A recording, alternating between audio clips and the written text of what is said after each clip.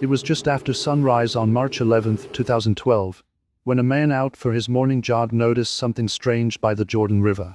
At first, he thought it was nothing. Maybe a deer had been hurt, or some animal had wandered too close to the water. But then he saw it. Pools of blood. Not just a few drops, but thick, dark stains splattered across the bridge and the rocks below. And lying near the water's edge, a single red child's shoe. He grabbed his phone and dialed 911. "There's blood everywhere," he told the dispatcher. "And I think it belongs to a person." Police arrived within minutes, securing the area and taking samples. Their worst fears were confirmed. The blood was human. Now the search began. Officers and rescue crews combed the riverbank, moving slowly through the cold morning air.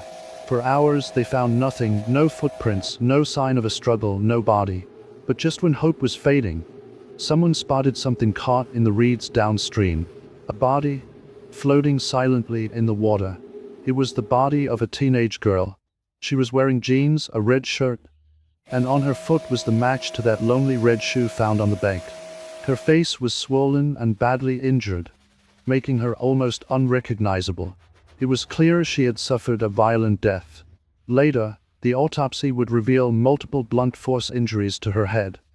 Injuries so severe they disfigured her. Investigators had no idea who she was, or why she'd ended up here, so they called a press conference, releasing a brief description to the public in hopes someone would come forward. About a mile away, in a quiet suburban home, a woman named Annie Kasperzak turned on the morning news. The words from the television made her blood run cold. The clothing, the location, it all felt too close to home. Could this be her daughter, Annie? The night before, Annie had disappeared. She'd left a note saying she was running away to California, claiming she was pregnant and couldn't face the shame. Veronica and her husband, James, had called the police immediately, but there'd been no sign of her. Now, hearing the news, Veronica's heart sank. When detectives called to ask if Annie had braces, Veronica broke down. Through sobs, she said yes. A DNA test confirmed what Veronica already knew in her heart. The girl in the river was her 15-year-old daughter. The runaway note was now more than a family crisis. It was the starting point in a homicide investigation. To understand what happened to Annie Kasperzak, you have to know where she came from. Annie's life had never been simple. She'd grown up in a turbulent environment, bouncing between foster homes and child services. Stability was rare, and trust was hard to come by. That changed when she met Veronica Kasperzak. Veronica worked for child services, and she became Annie's case manager. Over time, the two formed a deep bond, one that felt more like mother and daughter than social worker and client. Eventually, Veronica and her then-husband, Dennis, adopted Annie as their own. But life didn't stay picture-perfect. Veronica and Dennis divorced, and Annie's home life shifted again. Still, she seemed to settle in with her mom and her stepdad, James Bratcher. She was a bright, expressive teenager. Like many her age, she wrote in journals, texted her friends constantly, and was just starting to navigate the complicated world of dating. At the center of her world was her boyfriend, 16-year-old Christopher Bagshaw, Chris. To Annie, he was more than just a boyfriend. He was her escape. But to those around her, the relationship seemed intense. Maybe too intense. Friends recalled hearing rumors that Annie was pregnant with Chris's child, a rumor Annie herself helped spread. In her note to her parents the night she disappeared, she'd even referred to it, marking the page with a single P for pregnant. But Veronica didn't believe it, and neither did many of Annie's friends. They thought she was just scared, caught in a spiral of lies that had started small and grown bigger and heavier until she couldn't carry them anymore. The night Annie vanished, Veronica and James had gone out to dinner. They came home to find Annie acting normal, chatting in the kitchen, smiling. Then, sometime after 8 p.m., she was gone. By the time they realized she hadn't just gone to her room, it was too late. The note was all she'd left behind. That night, Veronica called Chris and his boyfriend, yes, boyfriend, to see if they'd heard from Annie. Both denied knowing where she was. Veronica spent the night worrying, hoping Annie would walk back through the door. Instead, the next morning brought the worst news imaginable. Her daughter had been murdered, and whoever had done it had left her in the cold waters of the Jordan River. The first big question for investigators was simple. If Annie really left home on her own, how did she end up dead just a couple of hours later? To answer that, detectives turned their attention to the person at the center of her final days, Christopher Bagshaw. Chris was brought in for questioning, accompanied by his father, because he was still a minor. From the start, detectives noticed something off.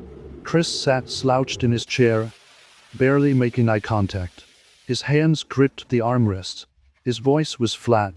Was it shock from losing his girlfriend? Or was it something else? When asked about the night Annie disappeared, Chris claimed he hadn't seen her. He said they talked earlier in the week, but not that night. He painted a picture of a quiet evening, spending time with family, watching Netflix, nothing unusual. But there were cracks in his story. When pressed, he admitted Annie had confided in him about her pregnancy and her desire to run away. He even acknowledged that she didn't want her family to know. Then came a chilling piece of information. Multiple people said Annie and Chris had talked about meeting near the Jordan River before she left home. Chris brushed this off, but his body language told a different story. Shifting in his seat, avoiding direct answers. For a while, the investigation veered off course. A woman named Joanna Franklin came forward with a wild accusation, pointing the finger at a man known as LJ and another suspect named John. Her story involved a brutal beating, bleach to clean up blood, and disposing of the body.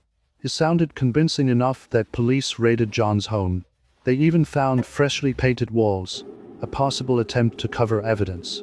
But then the truth unraveled. The blood in John's house didn't match Annie. The entire lead was a dead end. It was a costly mistake. The wrong turn delayed the investigation for months, allowing the real killer to walk free. But detectives weren't giving up. They went back to the original interviews and started digging through old tips. That's when something caught their eye, a detail that had been sitting in the case files from the very beginning. Multiple calls had been made to Annie from a blocked number on the night she died. Calls that lasted right up until her estimated time of death. And the person behind that blocked number was about to blow this case wide open. Detectives had been chasing shadows for nearly a year, but the blocked number was a game changer. If they could find out who owned it, they might finally know who was with Annie that night. Phone company records revealed the truth. The blocked number belonged to none other than Christopher Bagshaw. This discovery hit the investigation like a lightning bolt. Chris had been telling police and Annie's grieving family that he hadn't seen her, but now they had proof he'd been on the phone with her for extended periods, right up until her death. Detectives decided to revisit Chris's alibi. He'd claimed he was at his grandmother's house from 7:45 p.m. onward, never leaving. But location data from his cell phone told a different story, one that put him near the Jordan River, exactly where Annie's body was found. And then came the damning piece of evidence, the time of a phone call. Veronica, desperate for answers, had called Chris the night Annie vanished. He'd answered. The phone's location at that moment placed him right next to Annie, on the bridge. Confronted with the evidence, Chris's facade began to crack. He admitted meeting Annie that night. She'd asked him to run away with her, but he had something else on his mind. He'd heard the pregnancy rumor and believed it, and he was angry. The truth spilled out in chilling detail. Chris lured Annie to the bridge, pretending to go along with her runaway plan. Then, in a sudden burst of violence, he attacked her with a shovel. He struck her again and again, disfiguring her face. At one point, he placed the shovel on her forehead and stomped down on it. The brutality was shocking, especially considering his age. Afterward, he dragged her body to the river and left her to drift downstream. Then he went home, blending back into the quiet of the night as though nothing had happened. For nearly 2 years, Chris lived with that secret, while Annie's family endured heartbreak without answers. But now the truth was out, and the case was moving toward the courtroom. When the case finally went to court, the question wasn't whether Christopher Bagshaw had killed Annie. The evidence was overwhelming. The question was what to do with a 16-year-old who had committed such a brutal murder. Prosecutors laid out the timeline for the jury. They showed how Chris had been in constant contact with Annie on the night she died, how his phone records placed him at the bridge, and how his own words eventually admitted to the killing. The motive, they argued, came down to anger and pride. Chris believed Annie was pregnant with his child, even though it wasn't true, and rather than face the consequences, he chose to silence her forever. Witnesses testified about Annie's final hours, the rumors at school, and the toxic nature of the relationship. The medical examiner detailed the horrifying injuries, making it clear this wasn't an accident or a single moment of rage. It was a sustained, deliberate attack. The defense tried to shift the focus to Chris's age and emotional state, painting him as a confused teenager who made a terrible mistake. But the brutality of the crime, and the calculated way he'd lured Annie to her death, made sympathy a hard sell. After deliberating, the jury returned with a verdict: guilty. Chris Bagshaw was convicted of first-degree murder. Because he was a minor at the time, he avoided the death penalty, but the sentence was still severe, a lengthy prison term that would keep him behind bars for decades. The judge made it clear, age was no excuse for the level of violence he had committed. For Annie's family, it was a bittersweet moment. Justice had been served, but no verdict could bring back their daughter. They'd endured years of grief, dead ends, and false leads before finally hearing the truth in court. And even then, the reality of what happened to Annie was almost too much to bear. When the trial was over and Chris was led away in handcuffs, the courtroom was left in silence. For Annie's family, the fight for justice had been long, exhausting, and filled with false hope. They'd been misled by false witnesses, distracted by dead-end leads, and haunted by the thought that her killer might never be caught. The truth, that the boy she trusted most had lured her to her death, was something they would carry for the rest of their lives. Veronica spoke publicly about the pain of losing Annie, not just to raise awareness, but to remind other parents how quickly life can change.